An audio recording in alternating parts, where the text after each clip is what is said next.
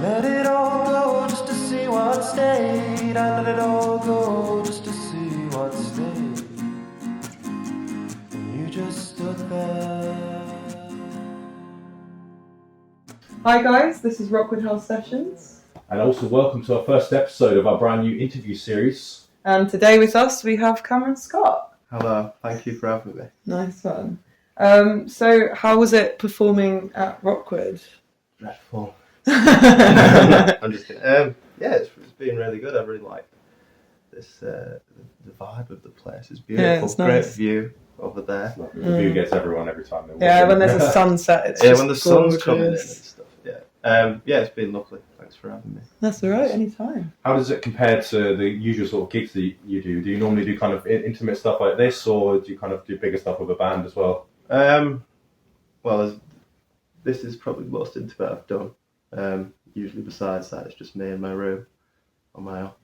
But then I'm in a band as well called Walls. Oh, nice. We'll link that in the description. Well, name pending. I don't think it's But we do a lot of gigs around South Yorkshire, where it's a bit more rocky, less sad. Nice one. So, yeah. Nice one. So what would you say your musical influences are? Like, where do they sort of come from? And I say the Smiths. My music is, everyone always says it's the Smiths, but I take a liking to a lot of 80s bands as well, like Prefab Sprout, nice. the Blue Nile, but I like a lot of Nick Cave and the Bad Seeds. Sick. They're get my darkness influence from them, I suppose.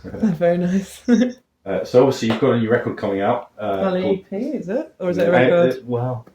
It's not an album, but it's not an EP. Oh. Spotify have called it an EP, but it's not an EP. It's a record. It's a 6-track sort of a release. It's like a piece. Yeah, it's like a I don't know. It's like a dream. It's like conceptual. You know what I mean? Yeah.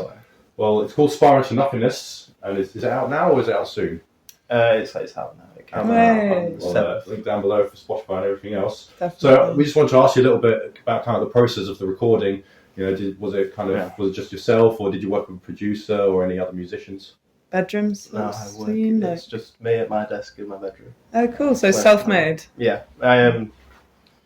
Although shout out to Dave the Rave. He's a very good friend of mine. He lent me all this Cubase software and excellent plugins and all that stuff a few years back, and I've just been doing it in my room on my own for ages. So it's just learning and progressing. Yeah, cool. So would you say it was sort of a natural process? I think I don't know. I'd never really liked to label something as a record or an album until it's like finished, because I think if I set out to make a record, I'm going to get lost and sort of just sort of lose my way a bit.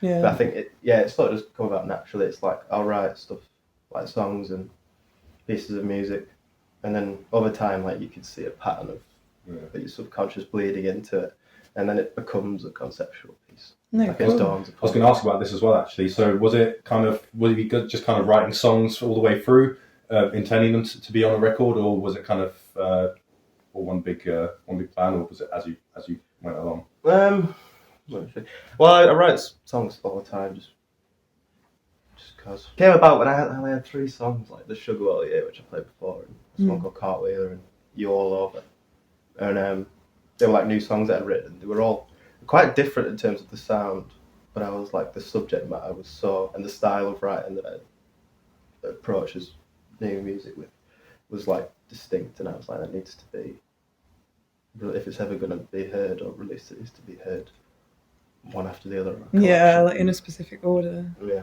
and then I wrote some new ones, like feeding off that inspiration. Nice. And I was like, like halfway through, so the first 3 songs, I was like, maybe I better EP. And then I wrote 3 more. Nice. Cool. So then it became a record. Sick. So like as a sort of musician, would you say that like sort of your default is to listen to EPs or albums like in order? Would you say like that's a reason? Yeah. It annoys me when like people get a record or they put it on the phone and then they'll just press shuffle. Yeah, no. Oh, not allowed. Whoa! Not allowed. I hate that. Like I love listening to albums just on full because Yeah, I feel like it's kind of an experience. But then whenever I am on Spotify and I put on an album and I accidentally left it on shuffle, I'm like, this song's not where it's supposed to be. Yes, it flows for a reason. Yeah, exactly. Yeah. What would you say like the most sort of important aspect of music is? So in terms of like production, writing, singing. In the past, it was always just about like lyrics, really, and sort of finding. I was trying to always get better at masking things in metaphors, or I'm trying to like postmodernize quotes in songs, and then but I think I focus too much on that sometimes. Whereas this one it just felt very like it's so metaphorical that it's like it's like it's not just it's anyone could listen to it and be like that. I can apply that to me. Yeah. Whereas in the past, I feel like I've just written about myself, and then it's like, I don't know. Like no one could relate to that. I don't know. I've tried to make it more relatable.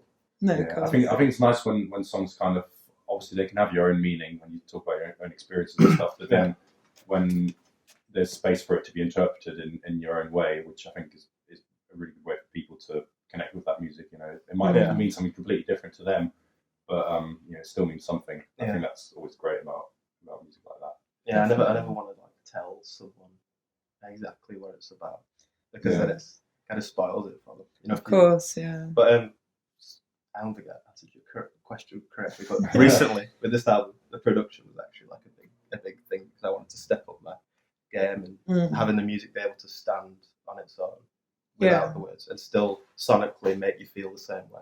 Definitely. I really think production can make or break an album. Really. Oh, 100%. It's all about quality. Yeah.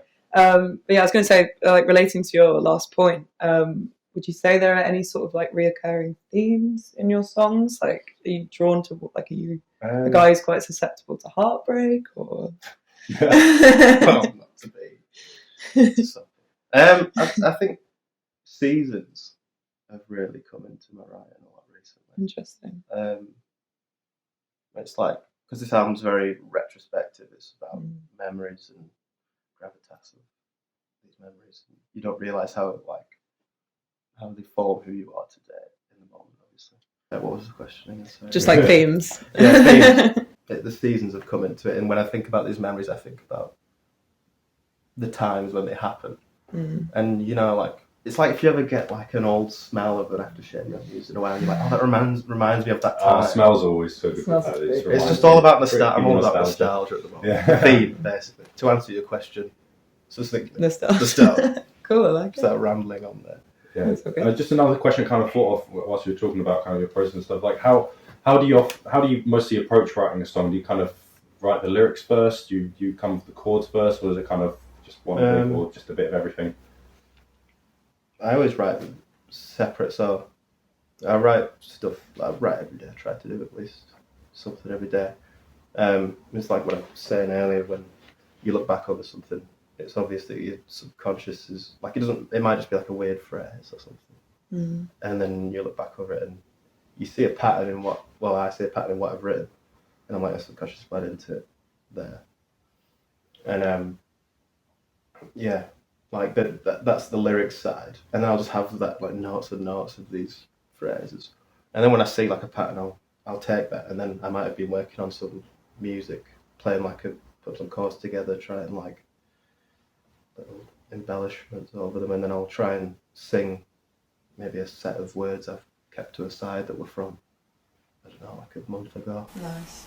And it just sort of, and I'll tweak them there obviously to fit in with the groove of the song, but nice. Yeah, I usually do it all separate and then try and bring it together.